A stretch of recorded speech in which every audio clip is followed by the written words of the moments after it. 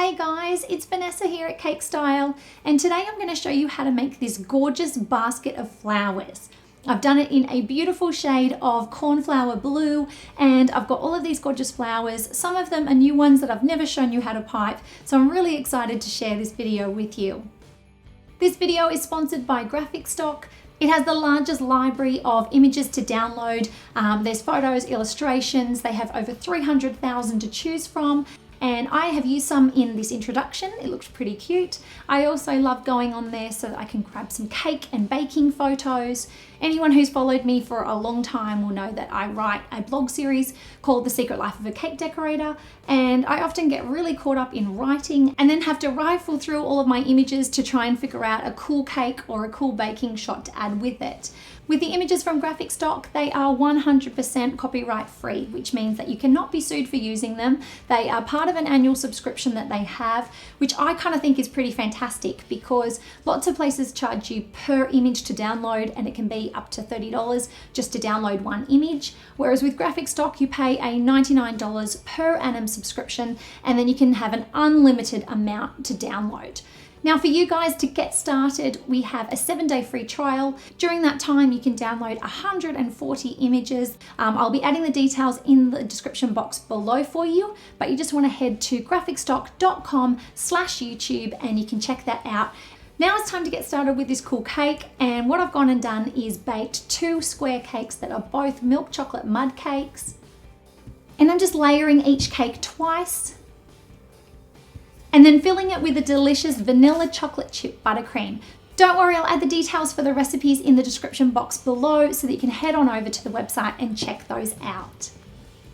What I want to do is stack 3 of these layers onto an 8-inch square cake board, and then one layer is going to go onto a cardboard board instead, and this is going to be our lid. Now I'm applying a crumb coat to the sides and top of all of these cakes. Now the lid was a little bit too small for the board, so I went ahead and added a touch more buttercream than just a crumb coat because I want to make sure that we don't see that board when I'm piping the basket weave pattern. And then I want to chill these in the fridge for about 10 to 15 minutes.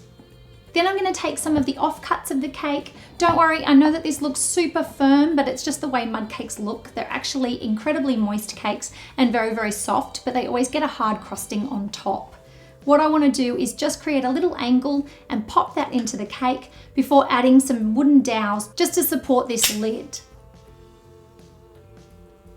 Now before I place the lid on, I want to mark out where straight is, and that way I stay on track. Once the lid is on, I want to add a central dowel through the entire cake, and that will lock in the lid to the rest of the cake. Taking a piping bag, and I have a coupler, I'm going to be adding a number 8 round tip. Now I have this in a gorgeous Cornflour Blue, and I will add the details for the recipe in the description box below. First I want to mark out a straight line along the edge of the lid.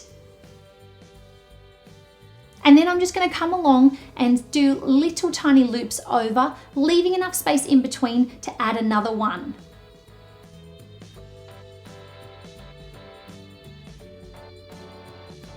Then all you need to do is create your next line.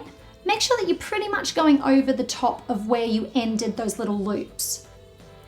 And then now you're going to go in between those spaces, just like I said. All you need to do is just keep making rows and then doing little loops as you go. Now I work on the lid first rather than working on the main part of the cake because I find working from top to bottom means I'm less likely to bump it as I go and smush my frosting.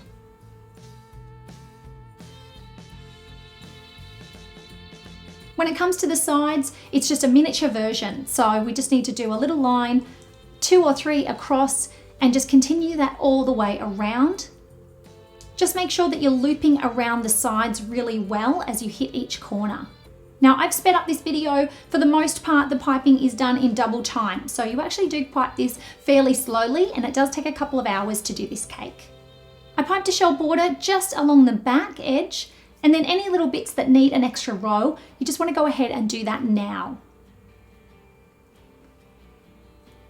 In all honesty, I stopped for lunch at this point because my hand was getting a little bit sore from doing all of this piping, but it is a really easy technique. Like I said, it just takes a little while. So working down the sides, I'm using a tilting turntable just to make my life easier on camera, and it does help it so that it sticks to the cake. But don't worry if you don't have one, you can still do it with a regular turntable.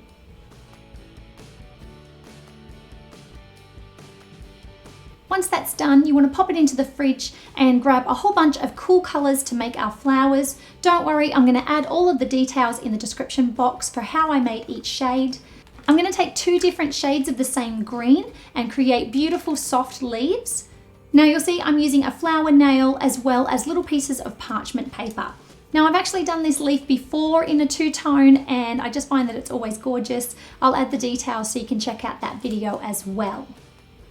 The first flower I want to get started on is just a really soft kind of fantasy flower. It's not meant to look like any flower in particular, but I've gone for a really nice soft creamy beige color, and I'm just making some wriggly petals.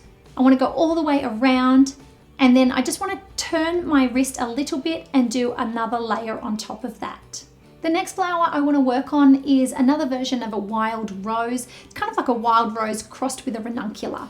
So you want to go ahead and make a cone, do a little loop around with one petal, and then just create long petals going around.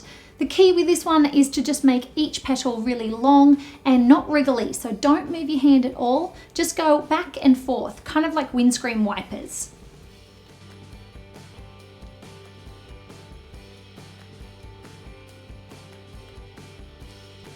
Now I'm taking a darker shade of taupe and I'm going to be placing some little dots into the center of both of those flowers. I want the ones in the wild rose to be a little bit longer and be a little bit more like dots on our blossom. I've been popping these onto a cookie sheet and that just makes it nice and easy to take it to the fridge, letting it chill for about 20 minutes. Now we're going to start my favorite flower in this, and it's kind of like a daisy or a gerbera, and I just want to do long movements of each petal, going up and down all the way around. Now, as you can see, I'm a lefty, so if you're right-handed, you want to keep moving to the right. And I think you'll love how easy this one is to do. I'm just going to add some little dots into the center of these as well before I get started with the gorgeous rose. Now, this is in the darkest shade of ruby that I'm using, and this is more of a traditional rose that I've done in lots and lots of videos. So if you'd like to see this in more detail, I will add some links below so that you can check out the other videos.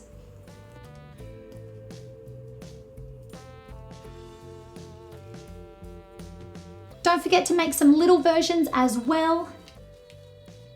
And then be sure to pop these into the fridge as well. Now I just want to go around and add a little bit of blue into that middle section, just so that the cake doesn't go stale, and also in case any of our blossoms go all the way back, there's something to attach to. But pretty much at this point, it's just add as many flowers as you want in any order that you like.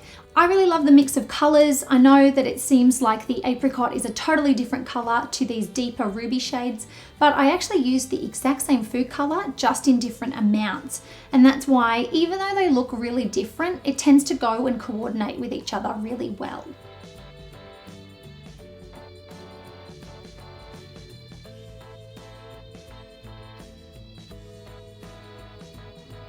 Once you popped them all in, I want to go ahead and change my tip on the green to a 352, which is just a standard leaf tip. And I just want to add some wriggly leaves anywhere I can find a space. And that's how you make a beautiful flower basket cake. I had so much fun making this. This cake was so delicious, so be sure to check out the recipe. I loved getting all of these gorgeous shots done. My friend Renee took them and they're just stunning. So I want to say a massive thank you for that. And thank you to Graphic Stock again for sponsoring this video and making it possible. I will see you guys next Tuesday, and I hope you have an awesome week.